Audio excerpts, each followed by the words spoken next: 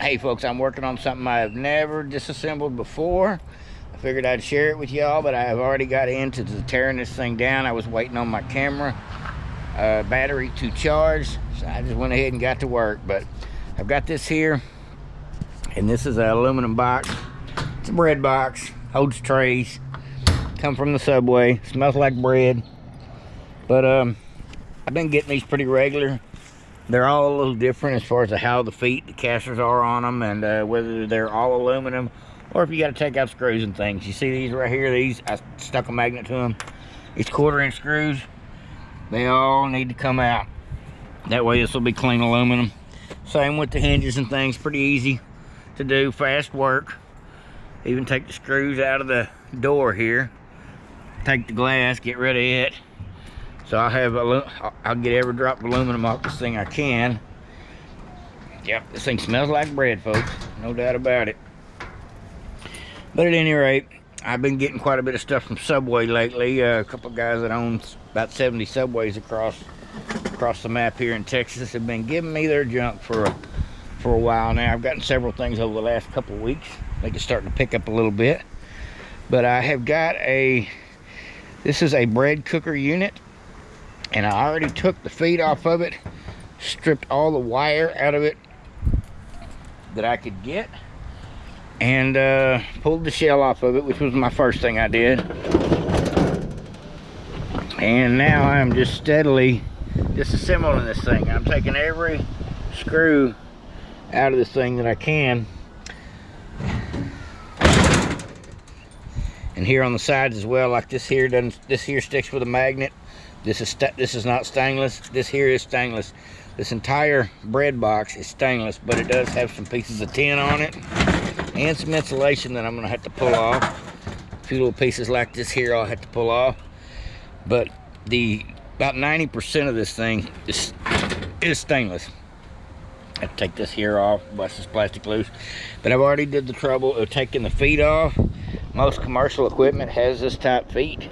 Ones that screw up and down, adjustable.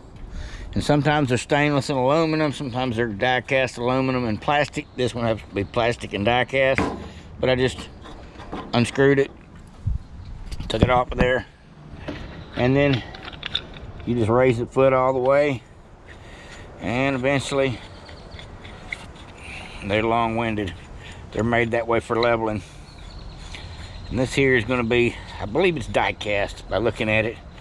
I got a pretty good eye for these precious metals. But I got a stove on the truck. I got a couple chairs on the truck.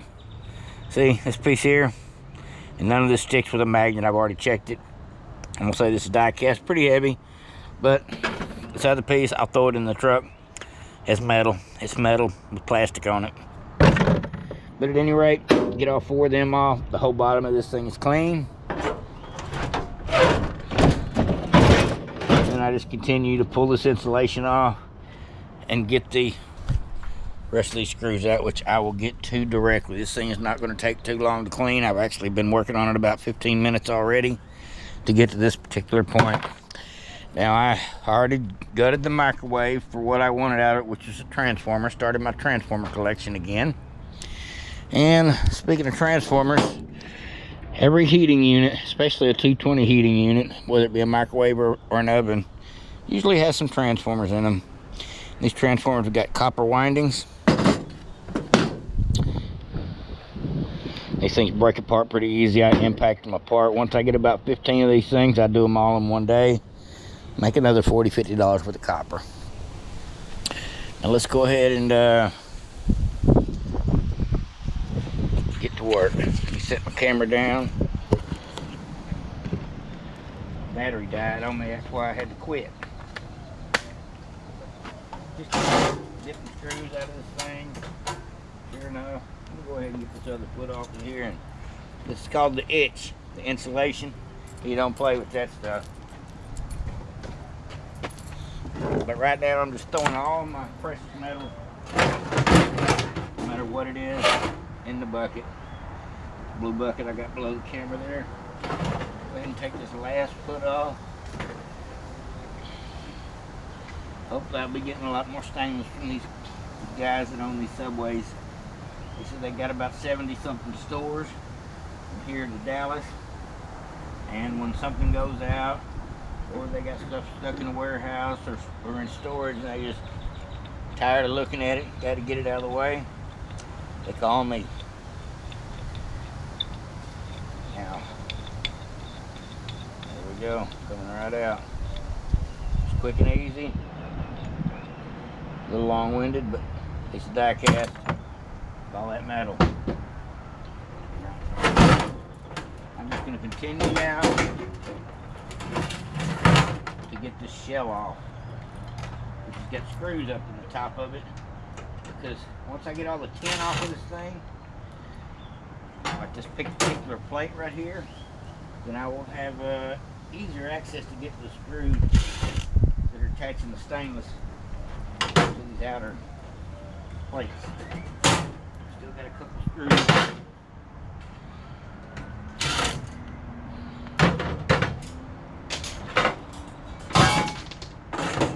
Just like that.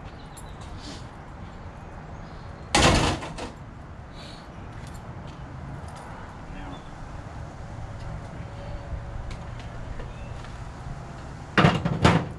sometimes you find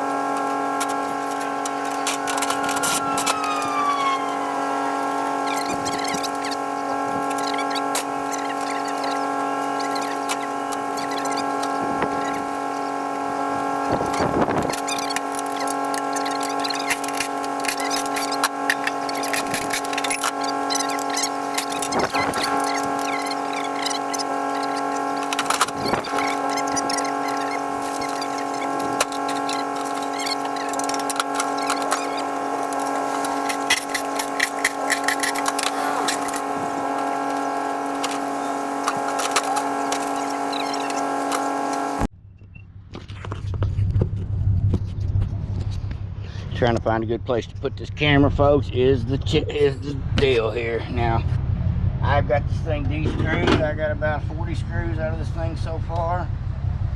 Got 90% of the insulation off, but I had to take this bottom panel off of this thing, which it just unscrewed mostly, in order to get the last bit of insulation off. We've got poppers coating it. That's what had to come out. Now this thing is about 90% clean at this point. I've got this plastic piece here. Take off. Put a bolt on both ends of these, or a pair of pliers on both ends of this. It'll come right off. Now out of the inside of the oven, there was a panel in there on the back wall. Had this behind it. It's an air filter. So to help catch some of the grease, I'm guessing. This thing here, I checked it with a magnet and it does stick, so this had to come out. It was iron. Now I haven't checked this. No, this is stainless too. We are down to nothing but clean stainless, folks. I believe everything on this thing is stainless, with a couple of little exceptions. And sure enough, I don't have to take this plastic off of here, like I said, because this piece isn't stainless. Save me a little work there. But as you see, this thing is completely clean. 1/3/8 screw here to get out, and I'll get this thing completely knocked out. Nothing like a 3/8. Get the job done, or should I say nothing like a drill.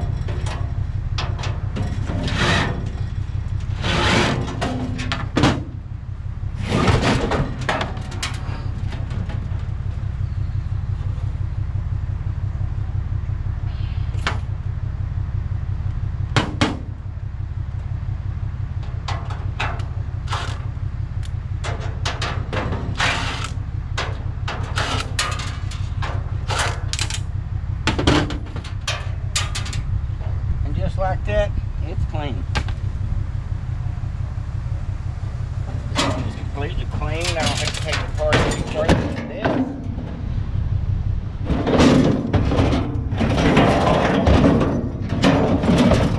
That's what it took to get this thing completely shut. It took me, I'd say, almost an hour to get it completely done, but I ended up getting a pile of wire out of it. Got all the tin off of it, including this. And I ended up with about a